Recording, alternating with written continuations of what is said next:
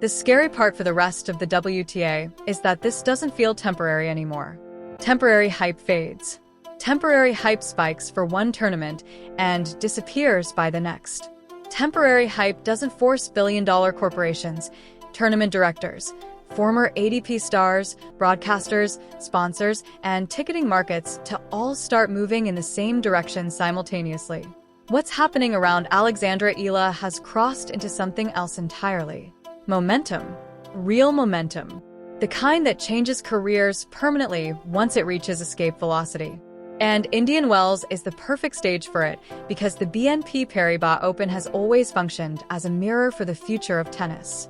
Long before players become household names to casual fans, Indian Wells usually sees them first. The desert has a strange history of revealing who the sport is about to revolve around. Serena Williams turned this place into an empire. Roger Federer made it feel like a private exhibition. Carlos Alcaraz announced a generational takeover here. Iga Swiatek transformed herself from rising talent into undisputed dominance here. Indian Wells doesn't just host stars. It identifies them. That is why the atmosphere surrounding Alexandra Eala matters so much more than simple crowd noise or sold-out tickets. The sport itself is reacting. And you can tell because the reactions are no longer isolated. When former professionals begin discussing your commercial gravity unprompted, that matters.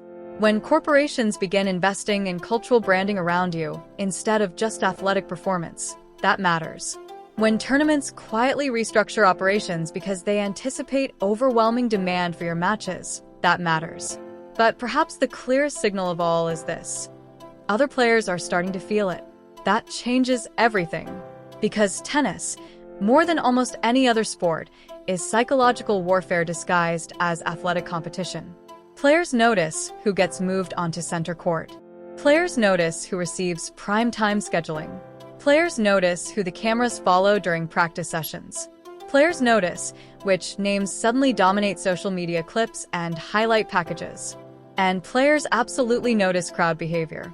Especially on the WTA Tour, where momentum swings can completely alter matches in a matter of minutes. Imagine being a seasoned veteran at Indian Wells. You've spent years grinding through tour life.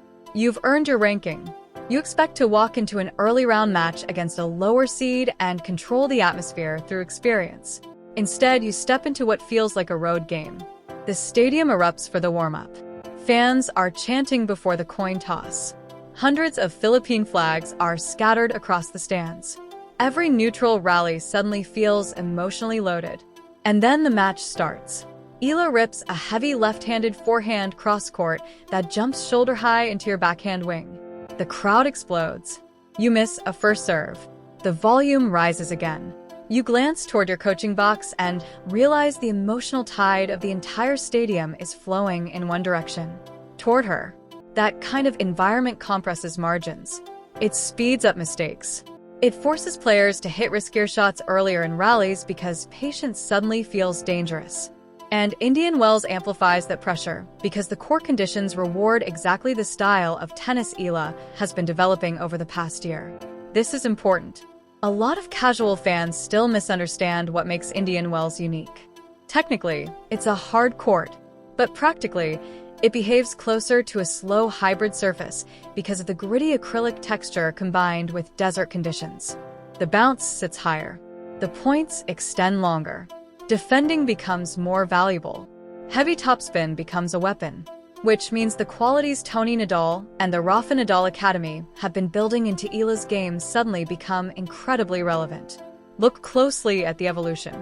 A year ago, Eala sometimes rushed points when pressured. Now she absorbs pace better. A year ago, she occasionally flattened out forehands too early in rallies. Now she loops with shape and waits for openings. A year ago, long physical exchanges could pull her out of tactical discipline. Now she seems increasingly comfortable suffering through rallies. That's clay court education translating beautifully onto Indian Wells hard courts. And that should concern the entire tour. Because when a player learns patience without losing aggression, their ceiling changes dramatically. That's the transition from talented prospect to legitimate contender. And you can already see glimpses of opponents recognizing it in real time. In Dubai, The reactions changed after the Paulini match. Commentators stopped framing Eala as a feel-good story and started discussing matchups. Analysts started breaking down tactical patterns instead of simply praising effort. Players in press conferences stopped sounding politely complimentary and started sounding cautious. There's a difference between "she's talented" and "she's dangerous." Eala is entering the dangerous category now. Not because she overwhelms opponents physically. Not because she serves like Sabalenka. Not because she hits as flat as Rybakina. But because she creates discomfort. She changes rhythm. She stretches points. She uses angles intelligently. She competes emotionally without panicking. And perhaps most importantly, she genuinely believes she belongs on these stages now. That belief matters more than people realize. You can see it in body language.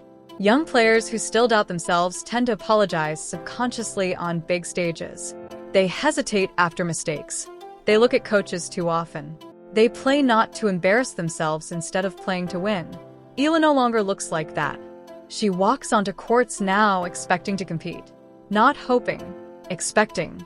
That mental shift is enormous. And it is one reason the Filipino fanbase has connected to her so powerfully. Because what they're witnessing is bigger than tennis statistics. They're witnessing representation evolve into legitimacy.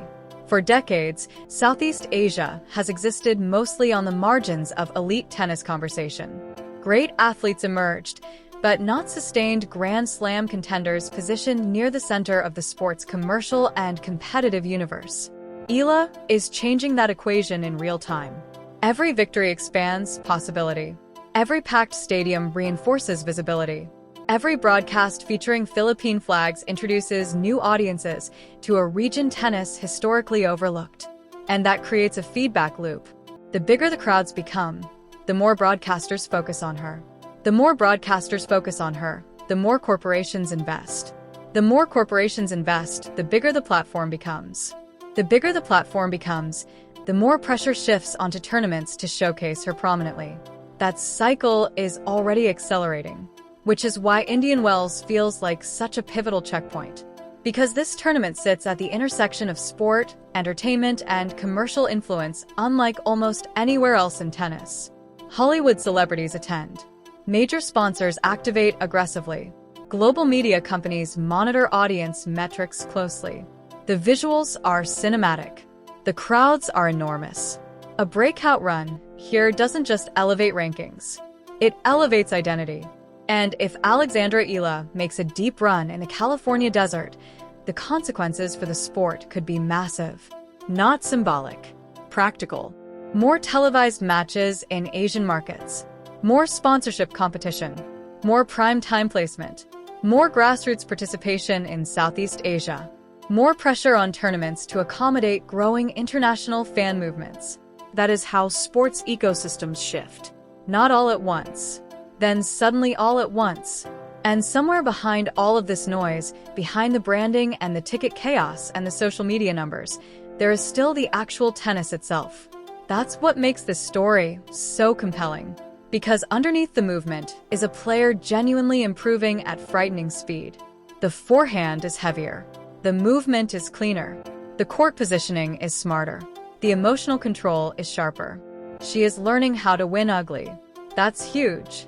Every future champion reaches a point where they stop needing perfect rhythm to survive matches. They figure out how to compete through nerves, bad timing, poor serving days, difficult crowds, awkward conditions. Eala has started showing signs of that evolution already. And if she fully unlocks it, then the rest of the WTA may be dealing with something much more serious than a popular young player with a passionate fan base. They may be dealing with the arrival of a genuine era-defining star.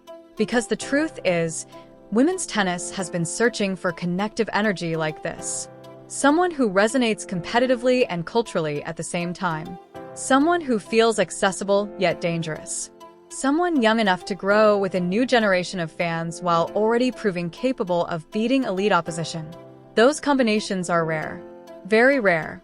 And now Indian Wells is about to test just how real this all is. Not in theory. Not in projections. Not in hype videos or podcasts or ticket resale charts. On the court, Under the desert lights. with thousands screaming after every winner, with expectations hanging over every service game, with the tennis world watching to see whether this movement can survive the brutal honesty of elite competition. Because eventually every phenomenon reaches the same moment, the moment where atmosphere alone is no longer enough. Results must carry the story forward. Alexandra Eala is approaching that moment now. And judging by everything we've seen over the past year, she looks ready for it. The desert is waiting. The crowds are already arriving. And somewhere deep inside the BNP Paribas Open offices, tournament executives are probably staring at ticket reports, security plans, and court assignments, realizing something astonishing. This tournament may no longer belong entirely to the established stars. Because a 20-year-old Filipina has arrived in tennis paradise, carrying the energy of an entire global community behind her. And the entire sport can feel the ground shifting beneath its feet.